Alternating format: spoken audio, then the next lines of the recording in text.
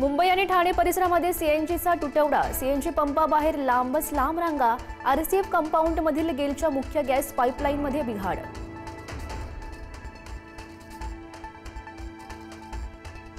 शिवसेना प्रमुख स्वर्गीय बाळासाहेब ठाकरे यांचा आज 13वा स्मृतिदिन. शेकडोंच्या संख्येने शिवसैनिक अभिवादन करण्यासाठी शिवतीर्थावर येणार. उद्धव ठाकरे सहपरिवार अभिवादन करण्यासाठी येणार.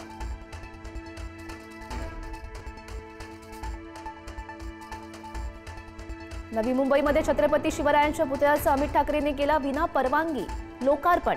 अमित ठाकरे यांच्यासह 70 मनसैनिकांवर गुन्हा दाखल. अनेक महिन्यांपासून पुतळा होता लोकार्पणाच्या प्रतीक्षेत.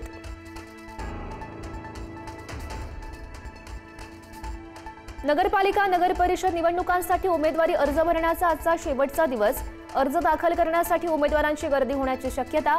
18 नोव्हेंबरला अर्जांची छाननी.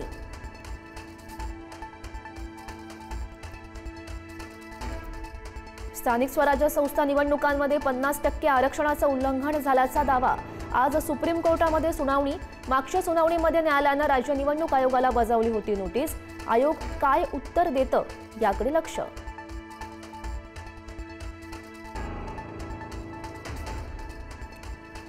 मुंबई महापालिकेसाठी भाजपाची तयारी सुरू. मुंबई भाजपाच्या आजच्या कोर कमिटीच्या बैठकीमध्ये जागा वाटपा आधीचा गृहपाठ.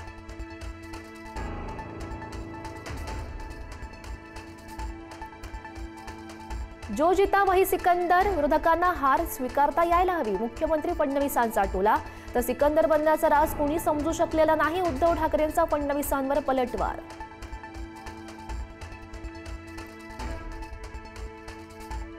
दुर्बिणीनं बघितलं तर गोगावलेंचं काम महाडमध्ये दिसेना. महाडमध्ये सुनील तटकरे यांचं शक्ती प्रदर्शन करत गोगावलेंना टोला. भाजपासोबत युती करून तटकरेंनी नीतिमत्ता घालवली आहे. गोगावलेंचा पलटवार. स्थानिक स्वराज्य संस्थांच्या निवडणुकीमध्ये जिथं एकत्र येता येईल तिथं यावं, पण भाजपाला बाजूला सोडून एकत्र येणं योग्य. शरद पवारांचे युतीचे संकेत.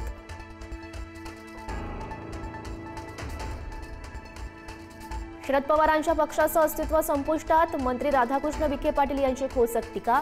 तर नाव घेऊन टीका करावी लागते म्हणजे नाणं मार्केटमध्ये चालतंय. सुप्रिया सुळेंचं प्रत्युत्तर.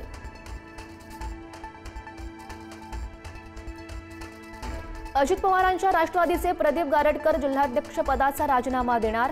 मंत्री दत्तात्रय भरणे यांच्यावर आरोप करत हा राजीनामा. गारटकर आज इंदापूरमध्ये शक्ती प्रदर्शन करत नगराध्यक्ष पदाचा अर्ज भरणार. पुण्यातील मुंढवा जमीन गैरव्यवहार प्रकरणी आज राजेंद्र मुठे यांची समिती अहवाल सादर करणार. अहवाल सादर केल्यानंतर नेमकं दोषी कोण हे समोर येणार. पार्थ पवार भागीदार असलेल्या अमेडिया कंपनीनं खरेदी केली होती ही जमीन. फरार निलेश घाळवळ प्रकरणावर आज उच्च न्यायालयामध्ये पुन्हा सुनावणी. पासपोर्ट अथॉरिटीज आज काय उत्तर सादर करणार याकडे लक्ष. बनावट कागदपत्रांच्या आधारे घाळवळनं बनवला होता पासपोर्ट. साखरपुड्यापेक्षाही मुलीचं लग्न थाटात करणार. कुणाला काय टीका करायची ती करा. मुलीच्या साखरपुड्यावरील टीकेनंतर इंदोरीकर महाराजांचं आव्हान. नाशिकमध्ये भोंदूबाबाकडून विवाहितेवर अत्याचार. शारीरिक संबंध न ठेवल्यास कुटुंबियातील व्यक्तीचा बळी जाण्याची धमकी. पतीला दारूच्या व्यसनामधून मुक्त करण्यासाठी गेलेल्या महिलेवर अत्याचार.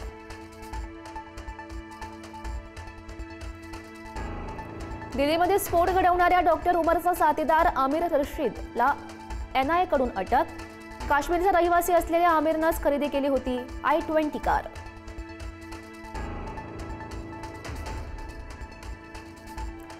नवी मुंबई आंतरराष्ट्रीय विमानतळ 25 डिसेंबरला प्रवाशांसाठी खुलं होणार. अकासा एअरचं वेळापत्रक जाहीर. दिल्लीहून नवी मुंबई विमानतळावर पहिलं विमान लँड होणार.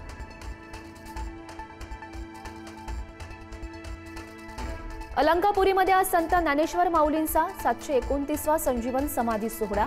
3 दिवसांपासून माऊलींचं दर्शन घेण्यासाठी भाविकांची मोठी रीघ.